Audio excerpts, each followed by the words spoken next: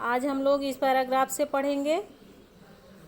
देश कालादेव कालिदास कुल्यस्यापि स्पष्ट परिचयो न उपलब्धते। देश काल की तरह ही कालिदास के वंश का परिचय भी स्पष्ट उल्लेख कहीं नहीं मिलता है। और आगे हैं, तस्य कृतिषु वर्ण आश्रम धर्म व्यवस्थाया यथा तथ्येन प्रतिपादेन एतद् अनुमीयते यत् तस्य जन्म विप्रकुले अभवत्। तस्य कृतिषु उनके कृतियों में वर्ण आश्रम धर्म व्यवस्था का ज्यों का त्यों ही प्रतिपादन करने से अनुमान लगाया जा सकता है या अनुमान लगाया जाता है कि यत् तस्य जन्म विप्रकुले अभवत्, उनका जन्म ब्राह्मण कुल में हुआ है या तो विप्र कुल में उनका जन्म हुआ है। भावनाया स स्यु अनुरक्तश्च आसीत् तथापि तस्य धर्म भावनायां मनागपि संकीर्णता नास्ति। भावनाया स शिव भक्त, भावना से शिव भक्त थे, तथापि फिर भी तस्य धर्म भावना, फिर भी उनकी धर्म भावना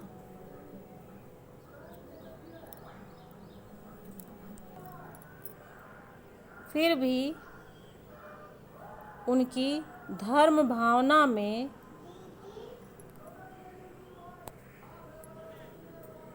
मनागी संकीर्णता नास्ति, उनकी कोई संकीर्णता नहीं थी। कहने का मतलब ये, भावना से वह शिव भक्त थे तब भी धर्म भावना में उनकी कोई संकीर्णता नहीं थी। आगे ये है, शिव भक्तो अपि ततः, शिव भक्त होते हुए भी वह रघुवंशे स रामम, रघुवंश में वह राम के प्रति अपने स्वभक्ति भाव उदार मनसा प्रकटयति। शिव भक्त होते हुए भी वह रघुवंश में राम के प्रति अपनी भक्ति भावना को उदार मन से प्रकट किया है। कालिदासस्य, आगे ये है देख लीजिए, कालिदासस्य जीवन वृत्तम सर्वथा अज्ञान अंधकार आच्छादन अस्ति। कालिदास का जीवन वृत्त या वृत्तांत सभी प्रकार से अज्ञान रूपी अंधकार से घिरा हुआ है। उनके तद विषय का अनेका जनश्रुतयः लब्ध प्रसरत् सन्ति, किंतु ताः सर्वाः ईर्ष्याकर्षित चित्तानां कल्पना प्रवाहः एव अतएव सर्वथा चिन्तयाः सन्ति। तद विषय का, उनके विषय में अनेक जनश्रुतियाँ फैली हुई हैं, किंतु सर्वाः सभी ईर्ष्या भाव से दूषित चित्त वालों की कल्पना मात्र है, इसलिए यह चिंतनीय है। अतएव सर्वथा चिंतयाः सन्ति, इसलिए चिंतनीय है। कालिदासस्य नवनवो उन्मेषशालिन्या प्रज्ञाया उन्मीलनं तस्य कृतिषु नास्ति इति कश्चित् सुधया परोक्षम। कालिदास की नई नई कल्पना करने वाली प्रतिभा के चमत्कार उनकी रचनाओं में है। यह कश्चित् सुधया परोक्षम, किसी भी बुद्धिमान से व्यक्ति से छिपा नहीं है। संस्कृत काव्यस्य विविधेषु प्रमुख प्रकारेषु स्वकौशलं प्रदर्श्य सः सर्वान् अतीत अनागतान् कवीन् अतिशिष्यते। संस्कृत काव्य के अनेक प्रमुख प्रकारों में अपनी कुशलता दिखाकर वे सभी भूतकाल और भविष्यकाल के कवियों से आगे बढ़ गए हैं। सर्वान अतीत अनागतान माने अतीत माने होता है भूतकाल और अनागतान माने जो नहीं आया हुआ है अर्थात भविष्यकाल। इन सब से वो आगे बढ़ गए हैं। आगे देखिए, रघुवंशम कुमार संभवस्य तस्य महाकाव्यम द्वय। रघुवंश कुमार संभव उनके दो महाकाव्य हैं, मेघदूतम ऋतुसंहारस्य खंड काव्य और मेघदूत ऋतुसंहार इनके दो खंड काव्य हैं। मालिकाग्निमित्रम विक्रमोर्वशीयम अभिज्ञान शाकुंतलं च नाटकानि सन्ति।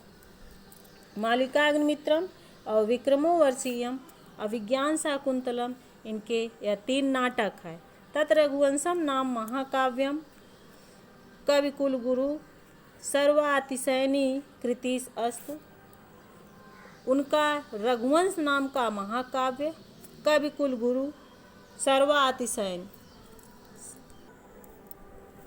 इनमें रघुवंशम नामक महाकाव्य कविकुल गुरु कालिदास की सर्वश्रेष्ठ रचना है।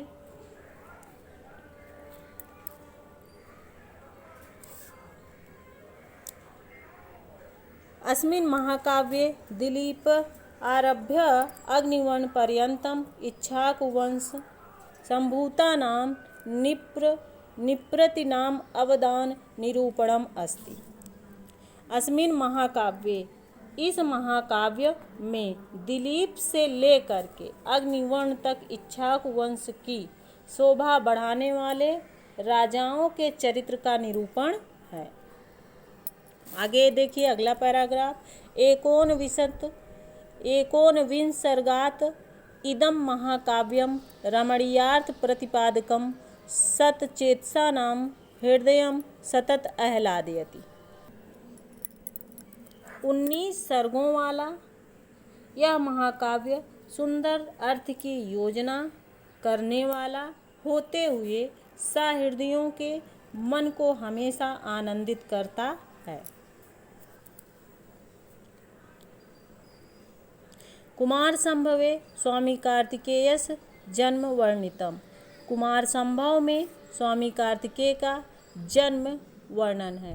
कुमार संभव में स्वामी कार्तिकेय के जन्म का वर्णन है। इदम काव्यम अष्टदश सर्गात् कम अस्ति। यह काव्य 18 सर्गों का है।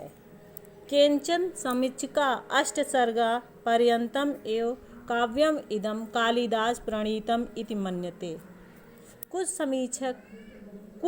समीक्षक इसको 8 सर्ग ही कालिदास द्वारा रचा मानते हैं। मेघदूत यक्षणया वियोग आश्रित विप्लव सिंगारस्य पूर्ण परिपाको दृश्यते। मेघदूत यक्ष और यक्षिणी का मेघदूत में यक्ष और यक्षिणी के वियोग को लेकर वियोग श्रृंगार का पूर्ण परिपाक दिखाई देता है। यक्ष और यक्षिणी मेघदूत में यक्ष और यक्षिणी का ही वियोग श्रृंगार का वर्णन किया गया है। और ऋतु संहारे अनवर्थतया खंड ऋतुनां वर्णनम अस्तु। ऋतु संहार में पूरे 6 ऋतुओं का वर्णन है। मालिका अग्निमित्र नाटके अग्निमित्रस्य मालविकाश्च प्रेमाख्यानम अस्ति। और मालविका अग्नि नाटक में अग्निमित्र और मालविका का प्रेम का वर्णन है।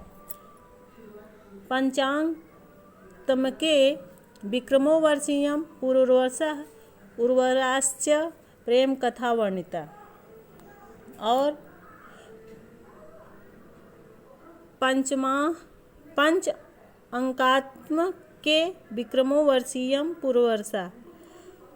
और यह 5 अंकों वाले विक्रम वर्षीयम में पूर्वरा और पूर्ववा और उर्वशी की प्रेम कथा वर्णित है। इसके आगे अभिज्ञान शाकुंतलम स्वनाम धन्य अस्य कवे सर्वश्रेष्ठ नाट्यकृति यस्य।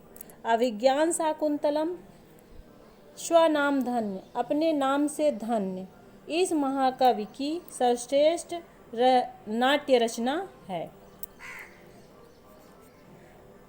नाटके अस्मिन् सप्त अंका सन्ति, यह नाटक 7 अंक का है। मेनकाया प्रसूतो उज्जत्यायाः शकुन्तयश्च पोषिता। मेनका द्वारा उत्पन्न कर त्यागी गई, प्रसूत उत्पन्न की गई, उज्जत्या माने त्यागी गई, शकुन्तयश्च और पक्षियों के द्वारा पाली पोसी गई। तदनु उसके बाद कण्वेन परिपालिता, उसके बाद कण्व ऋषि के द्वारा पाली गई शकुंतला दुष्यंतेन सहोदयास्य कथा वर्णिता अस्ति। और उसके बाद कण्व ऋषि द्वारा पाली गई शकुंतला और दुष्यंत के विवाह की कथा का वर्णन है अभिज्ञान शाकुंतलम में। अभिज्ञान शाकुंतलम के बारे में आप लोग जानते भी होंगे, जिनके पुत्र का नाम भरत था, जो अभिज्ञान शाकुंतलम जो शेर के बच्चे से खेल रहे थे। आप लोग छोटे क्लासों में ये वाली कहानी पढ़े होंगे अभिज्ञान शाकुंतलम की। अब अगले दिन अगला पैराग्राफ।